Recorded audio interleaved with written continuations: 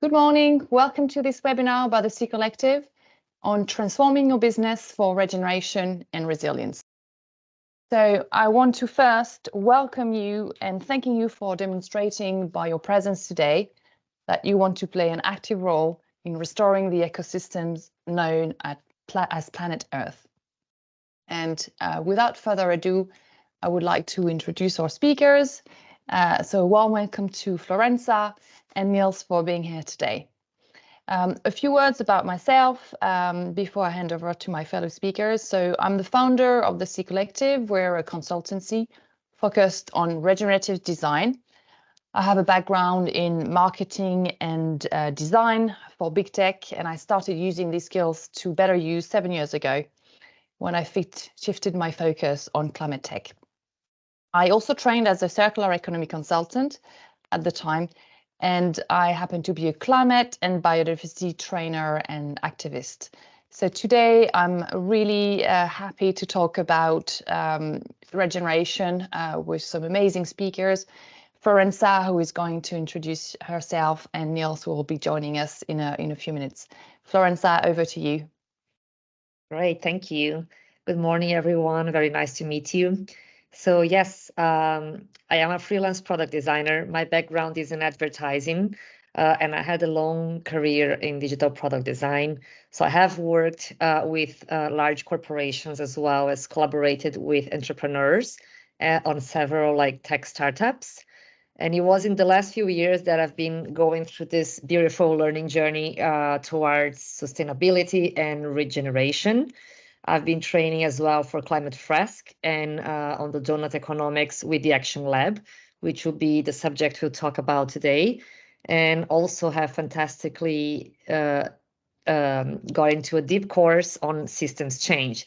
All of this knowledge has really fired me up to make another transition in my career. So here I am today. Thank you, Flo. So I just want to say a few words about Niels, who's going to join us in a few minutes. So Niels is an ecopreneur. He's been working in the sustainability space for 10 years, and he's also co-authored a beautiful book, which is called the Regenerative Enterprise. And he will be talking about this book and the key concept in a few minutes. So let's look at our agenda for today. First, we're going to give you a quick introduction to the C Collective. Then Niels will be talking about the key concepts around regeneration for business. Then Flo will take you through the frameworks of the Doughnut Economics Action Lab, how to use them. And we'll also get you a hands-on activity, which will give you an opportunity to use Doughnut mapping for your own business. And then at the end, we'll take some Q&As and debrief on the content of the webinar. So if you do have questions during the session, feel free to put them in the chat and we'll try to answer them as we go or at the end. So a few words about the C Collective. So let me take you through our own journey into regeneration. We were founded in 2019 as a design consultancy, helping people and planet-friendly solutions thrive through outstanding experiences. Then in 2021, we started being active on the environmental literacy front by training more traditional businesses on climate systems and later on biodiversity. And then last year, in 2023, we joined the Doughnut Economics Action Lab, became a member, and started offering regenerative business design to our natural-born climate tech entrepreneurs, but also more traditional business leaders. So we are supporting you on the journey towards regeneration, from awareness of environmental crisis to diagnosis, design, and then delivery of regenerative business practices.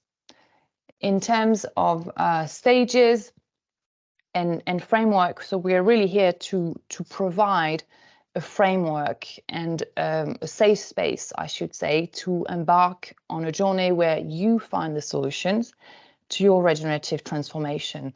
And this goes into different steps. So we help you take the plunge, so leap into action. We help you set the vision, what needs to be done. We help you design and plan what needs to happen in terms of transformation, and finally get your teams on board and embark them on the regenerative journey. So what is a regenerative business? That's what Niels is going to be talking about.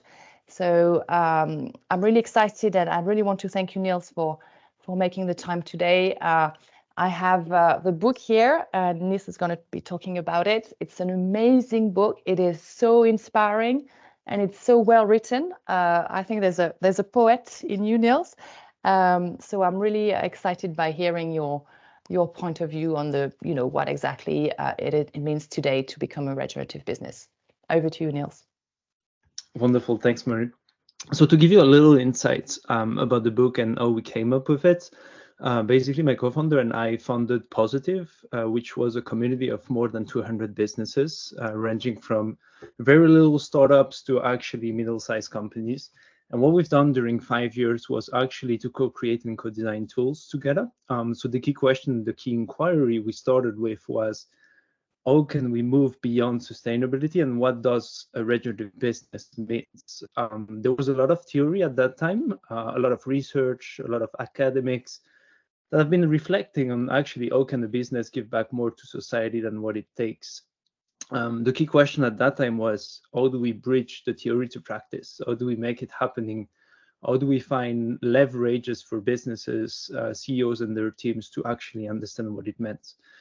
So we worked on these tools. We created the compass for regenerative business. So the compass is on the cover of the book. It's freely available. It's a methodology of 110 data points. And we look at 5 directions on the compass that are really about what a regenerative business is. The first one is purpose. So purpose at the core. So having a transformational and evolutionary purpose. So it means that a regenerative company in itself should at some point potentially disappear, which means that as soon as you solve a social environmental problem, it means that you need to move on. You need to compose yourself as an entity to actually give birth to something else that will actually solve all the problems. And then further directions, so we have planets. How can we be in right relationship with nature? How can we give back more than we take? People, how do we move from human resources to empowering potential and human potential? So how do we move away from this extractive view of the planet as a resource where we can take resources unlimitedly to actually give back and replenish? And how can we actually empower people rather than using them? So people are not resources, they're potential in that sense. How do we give them the space for them to unleash their creativity, unleash their personalities?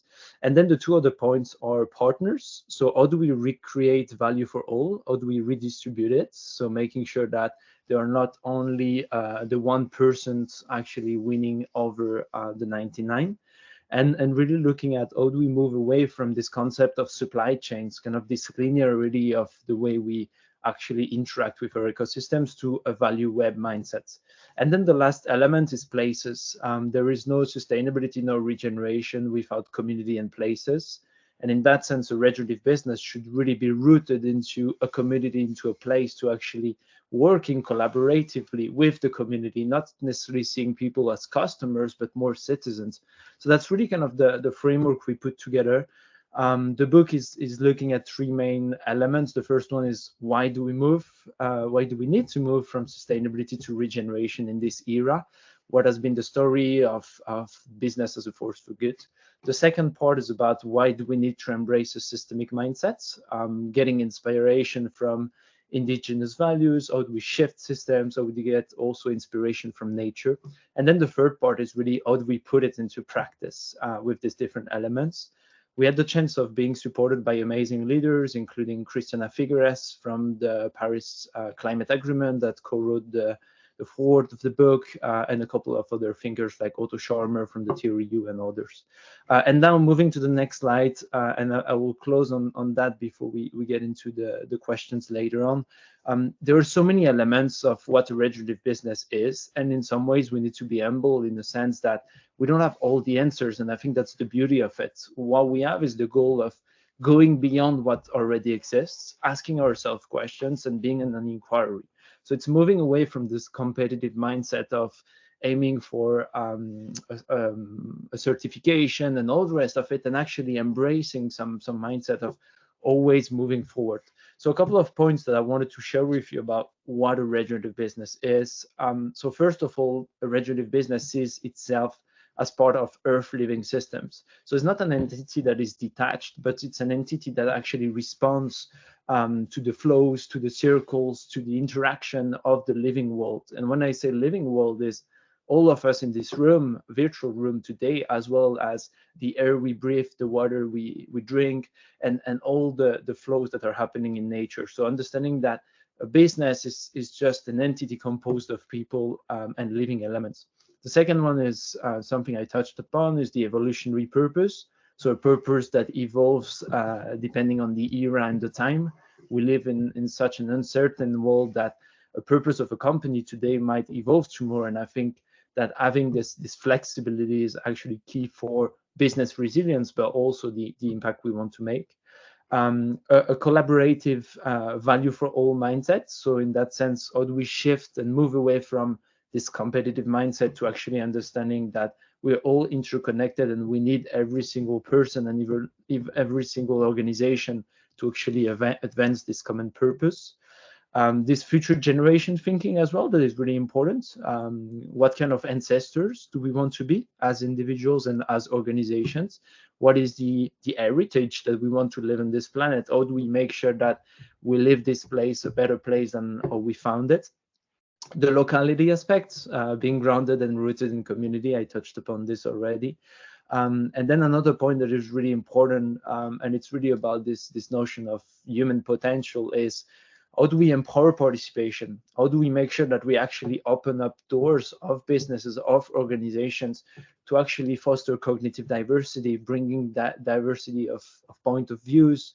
How do we foster equity as well? A lot is missing when it comes to equity when you think about corporate social responsibility or sustainability. And equity is really at the core of this transmission towards intergenerational equity, towards intercultural equity as well. How do we make sure that everyone is really part of this new story and that everyone benefits from it? And last but not least, but on the methodology, and it's very well explained on the book, we look at 4 different levels that are pretty much agreed by everyone in the space. It's the little wave you see at the bottom of the slide. So from doing less harm, that is basically CSR, of doing no harm, that is regular sustainability, of being restorative, to becoming regenerative and equitable. Knowing that becoming regenerative and equitable is, as I said, a journey and not an endpoint, not a proper objective and goal as a set in stone kind of thing, but more of an aspiration and intention where everyone actually contributes to write this new story. Thank you, Niels.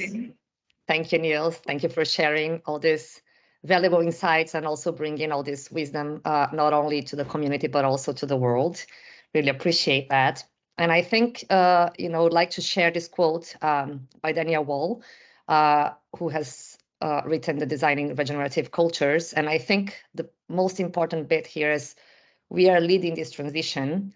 Let's, as leader, let's not forget that we need to start this journey from within.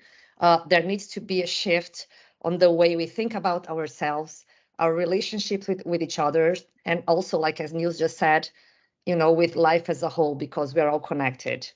And if we think as individuals and communities, if we are able to meet these challenges of decreasing our demand and the consumption globally, and also like thinking about replenishing the natural resources, then we do have a chance to create a regenerative human civilization. And how amazing would that be, right? We can move on to the next one, Marie. So, another point on this that it's very interesting to look at is this conjunction of, how we can think of regenerative design. And I think it's important that as leaders, we also need to lead with the conscious intention to drive the design of these products and services and the new technologies and the solutions. They should go beyond. It's not only around humans, but they also have to include the ecosystems and the planetary health. if we think like, coming from the background with design, UX, and so on, our long experience has been around human-centered design, but it's also a way of like our practice needs to get transformed and amplify, and it should now be including much more of the environment and the systems that we are relating to. So I guess now let's move into the next part, which is really the center of our conversation today. It's about the Doughnut Economics. So I wonder here on this, we have 25 people here, great. Who's familiar with the framework, maybe who have read the book or have heard about the concept? Like to share a little bit? I can't see many of the videos. Yeah, I can see those thumbs up. Thank you, that works. Right, so yeah, great. So we can, if we look into this theory, the Doughnut Economics, it was first brought to life by Kate Raworth in 2012, when she has written this report to the Oxfam, and the concept she has brought to life has gained traction internationally. Then in 2017, she has written the book here that is titled Doughnut Economics, 7 Ways to Think Like a 21st Century Economist. And so this is where she further explained the economic thinking that needed to bring humanity into the doughnut. So let's have a look into this and a few of the core concepts. So here is the doughnut itself. It's the core concept at the heart of the Doughnut Economics. We need to think of this as a compass for human prosperity in the 21st century.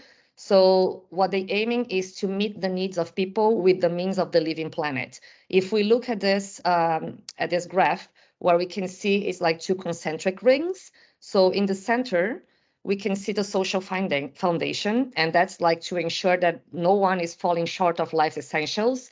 And this, is regarding to education, housing, water, food, energy, everything that we need to live.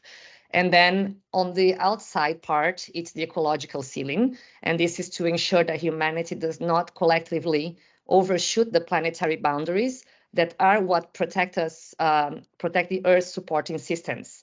So this all appears on the light blue here, and this would be related to, freshwater withdrawals, biodiversity loss, the use of fertilizers, ocean acidification, etc. And in between those 2 areas is where lies the donut-shaped space. And this is where we consider that would be both ecologically safe and socially just. This is the space that is considered where humanity could thrive, that we are not overshooting the planetary boundaries and we are being respectful to the social foundations. If we go to the next slide, we have, if we were to take a snapshot of the compass today, we can clearly see that the world is out of balance. So the global economy has been overshooting multiple planetary boundaries and has left billions of people falling short on life's essentials. So the starting point of the Doughnut Economics is really to change the goal from this constant and never-ending GDP growth to thriving into in the doughnut in a way that maybe we have to think about slow growth, negative growth, and all of these concepts that we've been hearing on the book, but also like in regenerative approaches.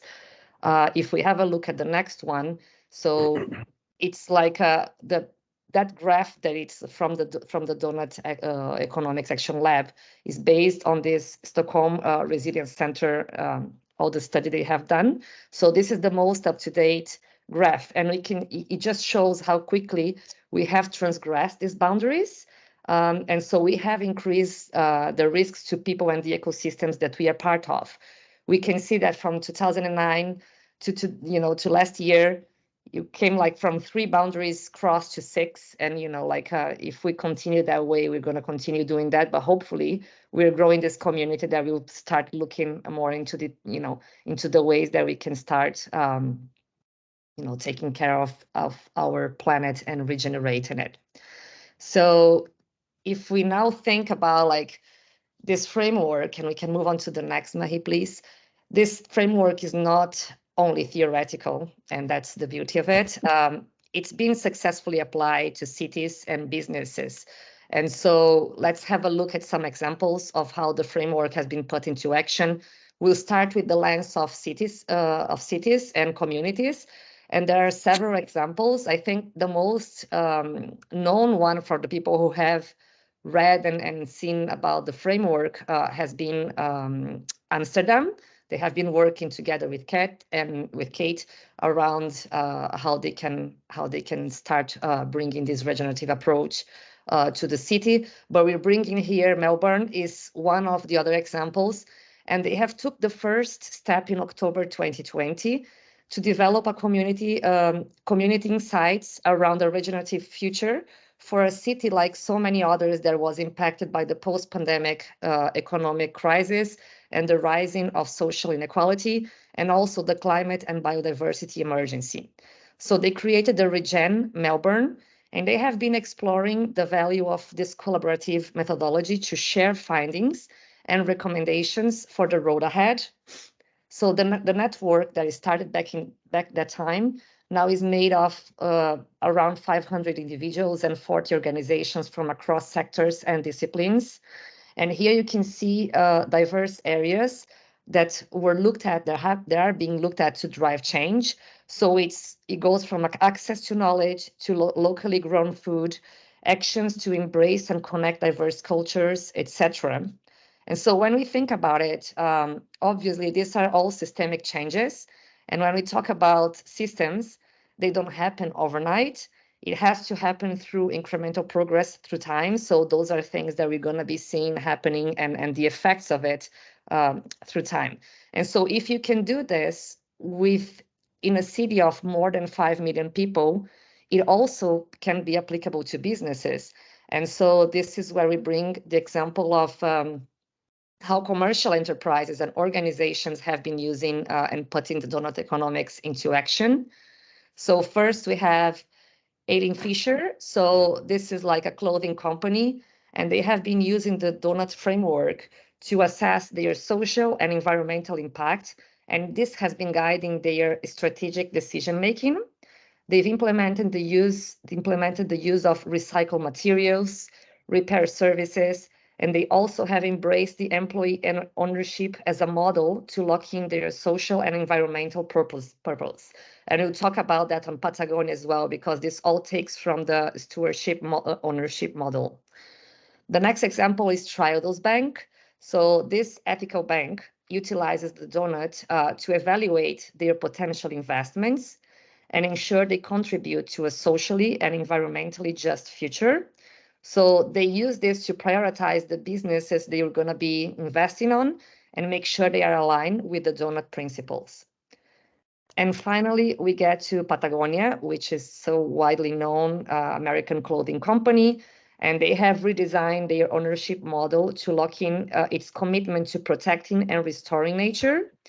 So they set up a trust control that controls all the shares in the voting rights, and they have an environmental nonprofit collective that controls these shares with all the dividend rights. So this is an example that draws inspiration from the steward ownership model that is presented on the book. And we would like to bring here the voice of Yvonne Chonard, which is who's the founder of Patagonia, that kind of illustrate the mindset shift that has to happen from the leaders. So here he says, instead of extracting value from nature and transforming it into wealth, we are using the wealth Patagonia creates to protect the source. We are making Earth our only shareholder. And this is a very interesting thing, because I guess you might be thinking of, right, these are all, large and known organizations, or they are cities, they are putting regeneration into practice. They have experience in the market.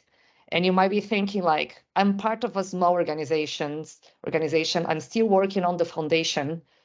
How may this apply to my organization? Where do I start? So we, as part of the C Collective, we have been using our deep understanding of the environmental polycrisis and solutions. We had a long experience like tapping on design thinking practice, like also the Doughnut Economics framework. And this is all kind of to bring the knowledge and support the different needs of businesses with the specialized services. So the way we think we can start, and we are, we're coming to you today is the workshop that we will onboard you on this journey. The workshop format that we have been partnering up with the Doughnut Economics. It's a half-day workshop, and it goes through 4 phases. So explain to you. So how we start is with the rapid donut mapping, and this is what we're going to be playing a little bit later on today. But in this part of the introduction to the workshop, we explored through the donut. We try to look into the impacts and dependencies that your organization or system can have on the social foundations and the ecological systems. Once we've gone through it, is kind of a good analysis there. We start looking into the regenerative and distributive ambitions in a way that it's opposed to the business as usual today as divisive and degenerative practices. So this is where you have the opportunity of a more creative brainstorming opportunity to co-create with the stakeholders of your business. And you think about what are the transformative ideas that could align my business to become more regenerative and have more distributive actions. When we finally gone into that, this is a very, tends to align very much like with design thinking, ideation phases.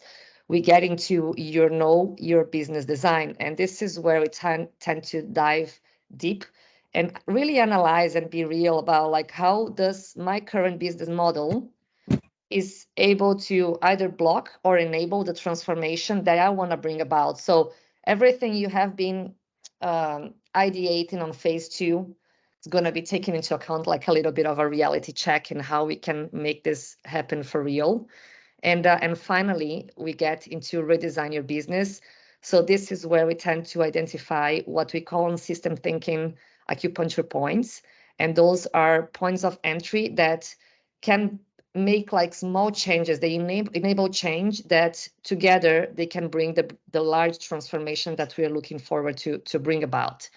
So our objective with this workshop is to provide you with a framework that can help you identify the key areas for improvement and the potential solutions that are obviously pertinent to the reality of your organization, because every organization, or is this like an association, a city, is going to have different needs, different ecosystems, etc. So the main takeaways that you would have with the workshop is a high-level plan of action to get you started on this transformation. And obviously, the workshop is the first step, because as a collective, we are prepared to support the continuation of this journey through design and the implementation expertise that we have been building throughout the years. So now, I think we're getting into a little bit of a fun time with you guys. So activity. That's good to see that we have plenty of people here. So we'll give you a little teaser of this workshop, and we'll let you work on mapping your donut. So Marie will be showing you an example of the donut mapping for a consumer goods business. And so you might be able to draw some inspiration and understand how it works. Over to you, Marie. Thanks. So this is an example of donut with some negative and positive impacts. So negatives in red and positive in green. And also the things that are circled are risks to your business. So just wanted to give you a couple of real life example. I even have some props. So at home, we're in London, we use this company. I don't know if you can see with the background, this company called Riverford Organics. Sorry, logo is in on that side. And so they deliver fresh fruit and veg in boxes that are reusable and quite sturdy. It's cardboard, but it's quite sturdy.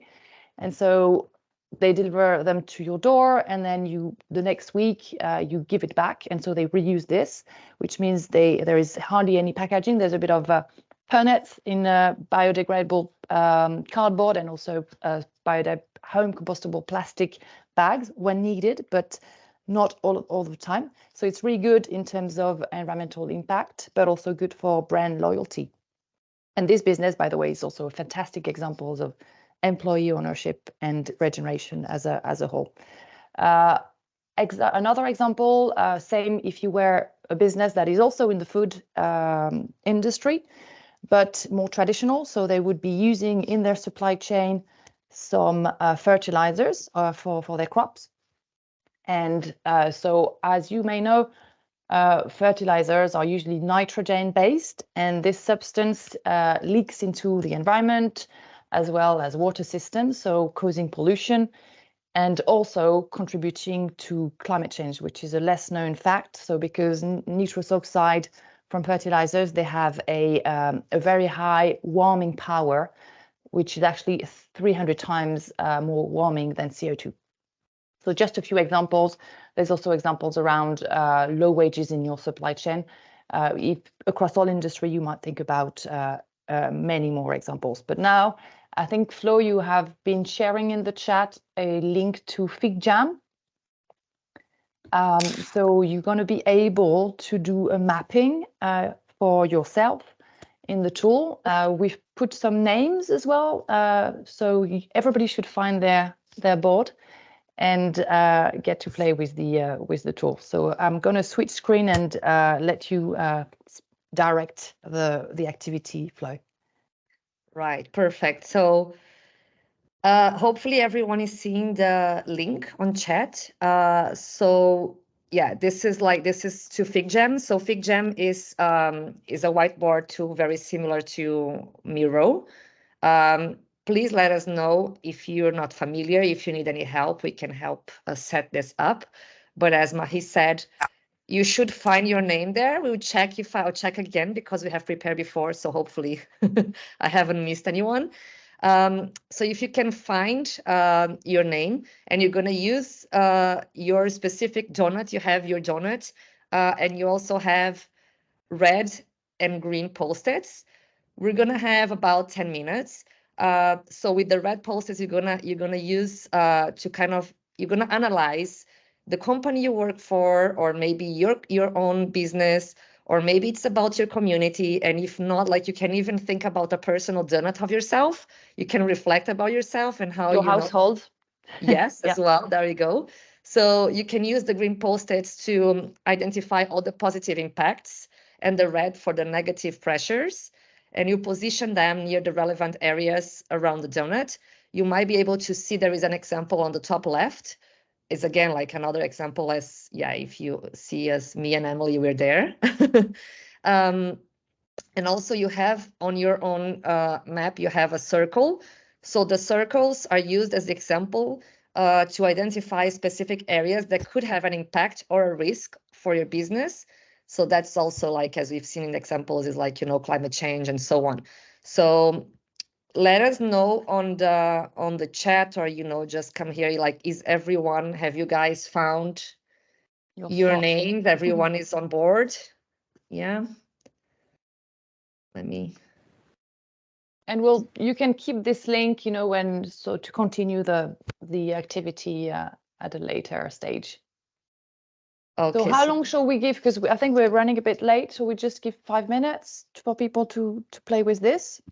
Yes, we can. Yeah, we can do that. We're gonna put a little music in the background, right, Marie? Yes, I'm gonna try.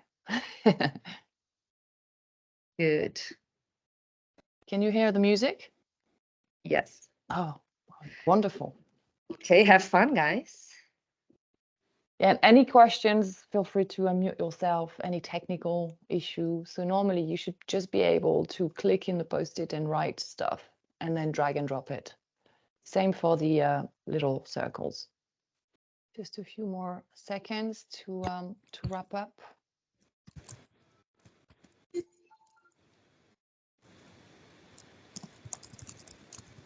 Right. Okay.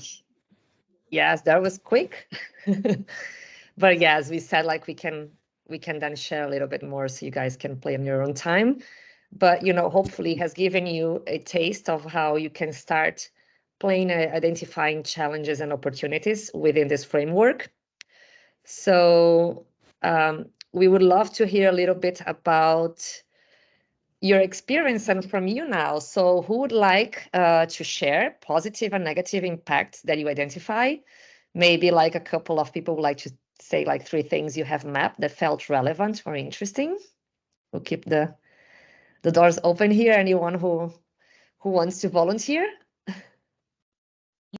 Emily, would you like to share with us a couple of things you have? We're volunteering you, Emily, sorry. I'm seeing who's putting more things here. Hello. So yeah. Can you hear me? Is it Yes. Emily A, right? Am I on the Yes. right board? Okay, thank you. I hope so. Yeah, I think I have done this before, by the way. Okay. Okay. So maybe We knew that's why we're volunteering you. Okay, so my project is called Maikarama, and we grow mushrooms and do educational programs around growing and permaculture. And I have a few positives. So I wrote, using agricultural and other waste streams to create food. Okay. And I linked that to land conversion, biodiversity loss. Yeah. And then opening conversations for transitioning to regenerative practices, because these conversations often lead to that. And I could have linked that to a lot of the inner circle. Not sure where this one's going. Also But creating spaces for, yeah? No, please go on. Did you have a question? No, I was just going to say how interesting it is to see from your point of view and get so clear that, you know, one action, and as it is systemic, it tends to affect so many different areas, isn't it? So yeah, I was just going to add that, which is, you can really see how many arrows are there. So yes, please continue. Yeah, one thing I love about doing this exercise is that you realize how interconnected all of the inner and the outer circles start to become when you start digging into it. Did you think like you found anything different this time from where you've done before, Emily? Yeah, definitely, because I have a different perspective having been working for longer now, rather than more of a perspective analysis. Yeah. Great. Yes, great. Thank you. Thank you so much for sharing. It just shows like as well, like it can be as a change, and change goes over time. We're going to be learning. Niels mentioned about like the journey, right? Not even the end point. So that's why like the framework is going to be useful for you, like as you progress and you learn more. Anyone else that would like to share anything before we go into our final bits? Feel free to share through the chat as well. Oh, there's Katie. Katie. I have a question. You just said that you learn more you use this, and it looks really interesting. But I started to wonder, like, you need some basic, knowledge to get the right connections, right? So how can you use this or kind of avoid using it incorrectly in a way? I mean, everything is connected, right? More or less. But just how do you really find the critical issues? I see. I'm gonna take this.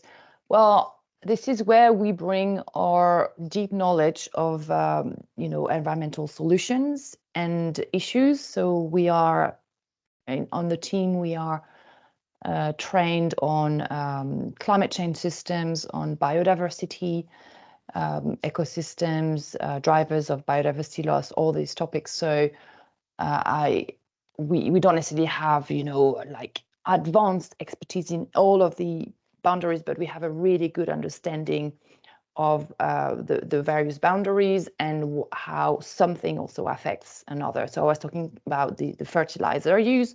So you might be familiar with the pollution and so on, but you might not know the impact of fertilizer on climate change because it's also a greenhouse gas, for instance. So we know this kind of things, and we can help you identify, the big rocks, and then we can also work with some specific expertise that can go even deeper in the assessment and diagnosis bit based on your industry.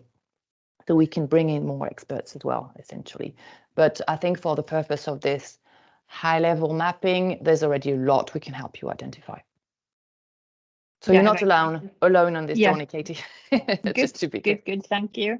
And I would just add one more part that I think, as with all these exercises, and bringing change is about collaboration.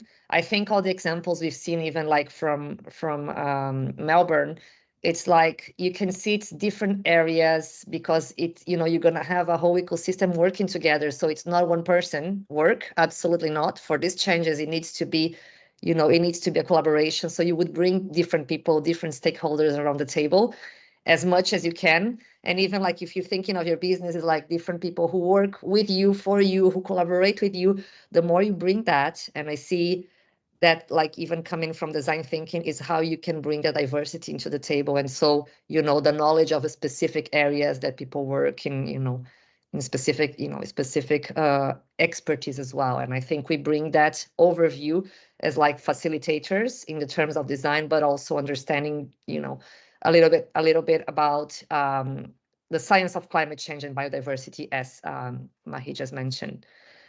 Right.